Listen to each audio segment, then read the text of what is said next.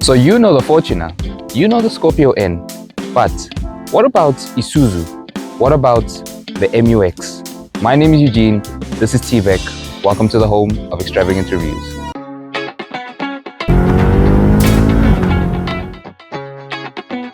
Four liters of fuel. Eugene, you're paying for this.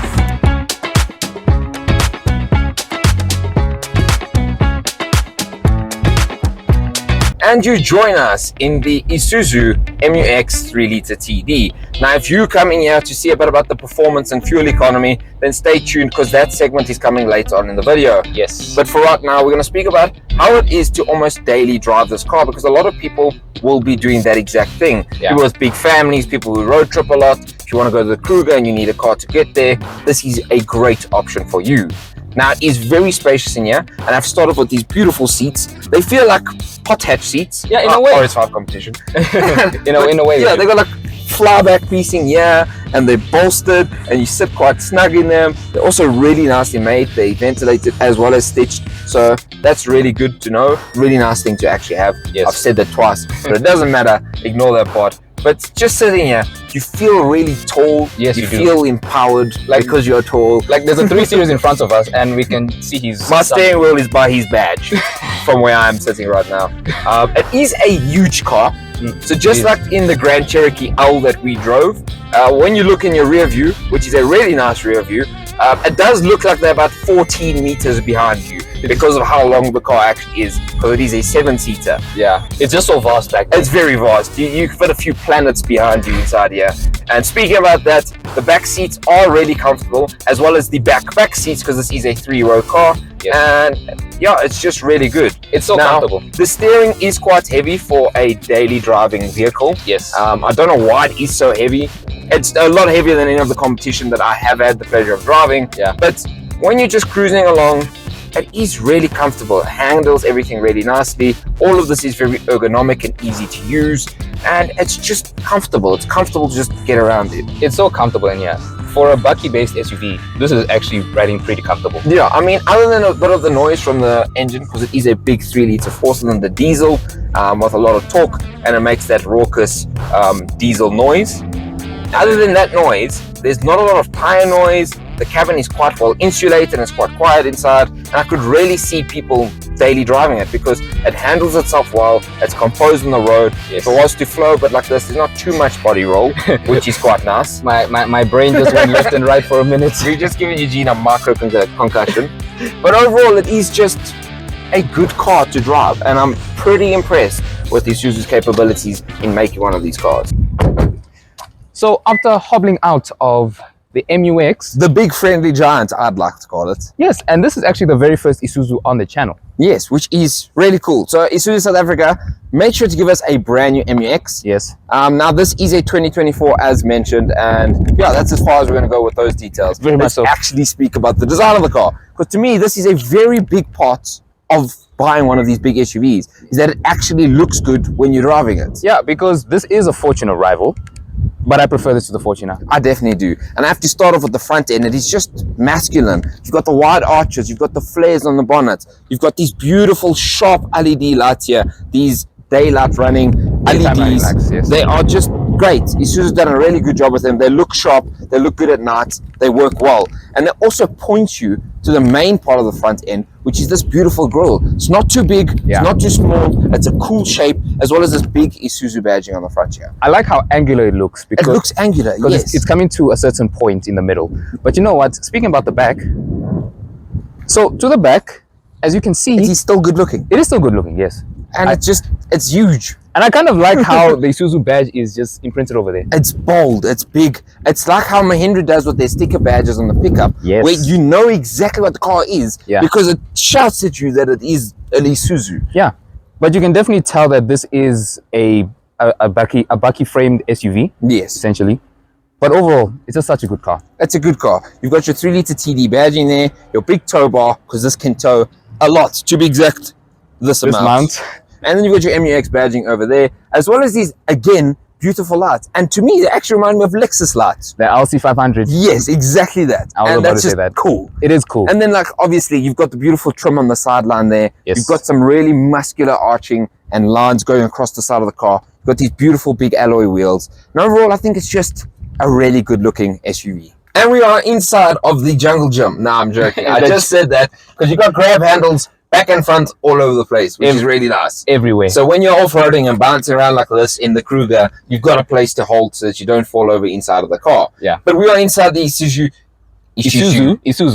MUX, where he's shouting at you in bold, italic, chrome Isuzu badging. Yes. When you buy one, you are proud to own one, and they're telling you that you must be proud of owning one. Yes. And you have this beautiful leather stitch steering wheel over here. You've got some chrome accents running along, as well as physical buttons, which if every manufacturer could do, I'd give you all a pat on your back. We'd all give you a pat on the back. Everyone would.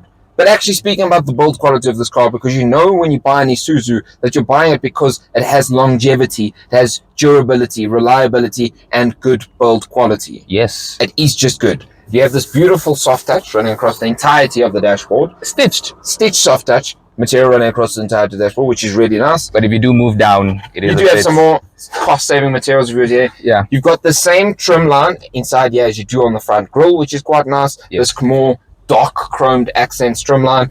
Then you do have some more, again, cost-saving materials on the door.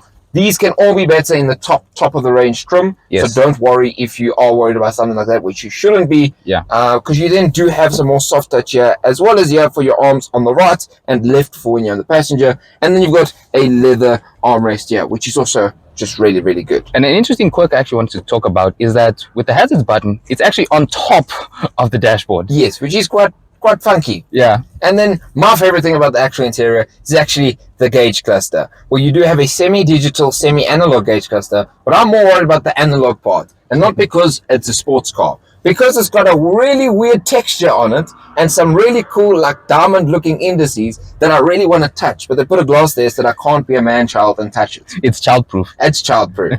But then actually moving on to the infotainment and stuff, you've got all of your, obviously, traction control, yield descent assist, your parking systems. Then over here, you've got your diff locks and all of your AC tools. Yes. You do have a little, you need some nails to get out, but where you can put an aux and your USB charger. Yeah. And then actually onto the infotainment screen. I know you really don't mind this infotainment screen. I don't mind it. It's actually better than the Fortuner.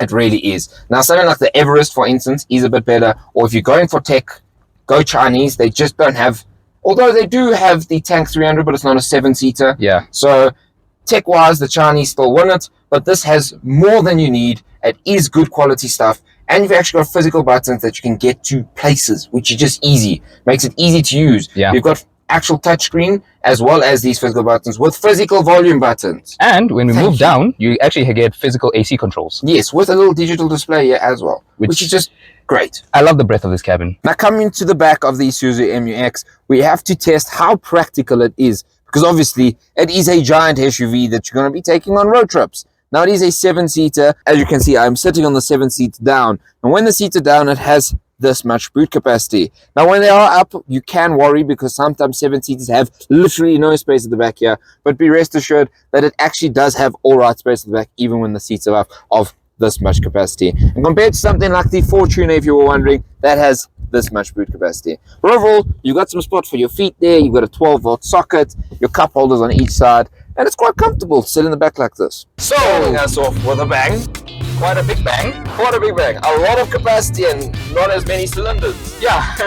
So weirdly. So this does have a 3-liter turbocharged diesel 4-cylinder in here with about 140 kilowatts and 450 Nm of torque. Compared to the equivalent Fortuner, it is down on power and torque, but it doesn't feel lackluster in no way whatsoever. Yes.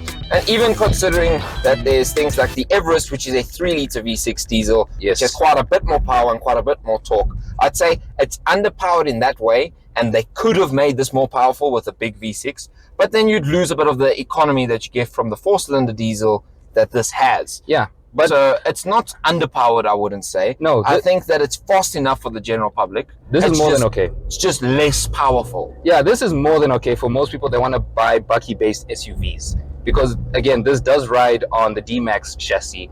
And most of the time, you don't need more power or more torque. You just need more towing capacity, which does have a lot of the time. Yeah. Now, compared to something like the Tank 500 that we drove, this does feel a lot more agricultural. It does feel a lot more robust in a way, if I could put it. it feels like you want to take this off-roading almost. Yeah, The yeah. Tank 500, I want to be a baby Maybach. Yes, I want to be a baby Maybach. I think your best option Chinese was, if you were going to go that route, would to look at the Tank 300, where you can get the 2.4 diesel, and it's not a 7-seater or as big, but you get a lot of what you can get out of this car with that vehicle. Yeah, and one last thing I do want to speak about is the steering.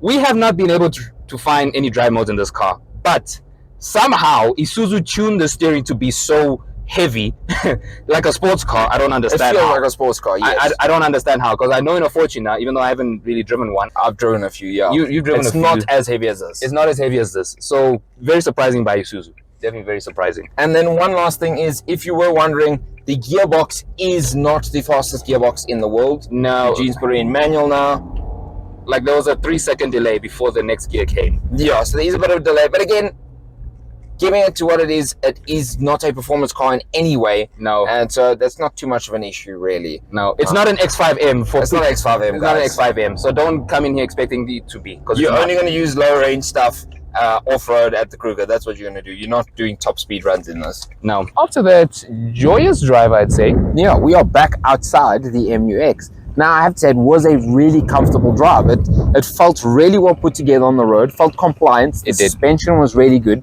handled the South African roads, Yeah. of which, we complain a lot about, Yeah. really well. Yes. And overall, it just felt like a really, really good option if you're looking for a 7-seater, do-it-all SUV. I'm still surprised by how heavy the steering is. The steering is very heavy, yes.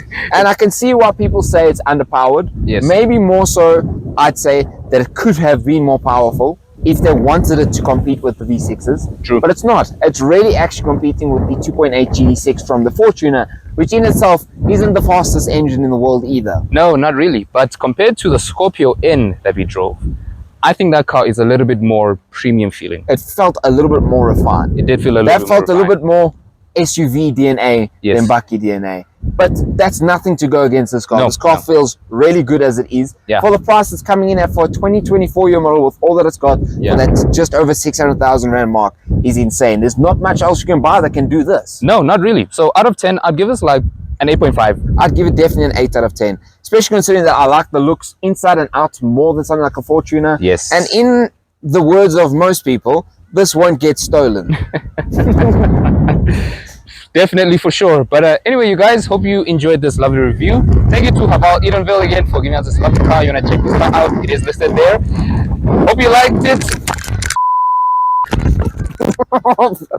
And we want to say a really huge thank you to Haval Pre-Owned Edenvale for giving us this glorious car. Yes. This isn't the first car they've given us. They've given us tons of cars, and we really appreciate their support and service consistently. Yes. Now, if you want to know more about the car, you can head down below to our description, where you'll see our subscribe button as well. And make sure to press that in the notification bell, as well as liking the video and comment if you want to see more content like this. But most of all, once again, thank you to them for lending us this wonderful car, and be sure to subscribe if you want to see more.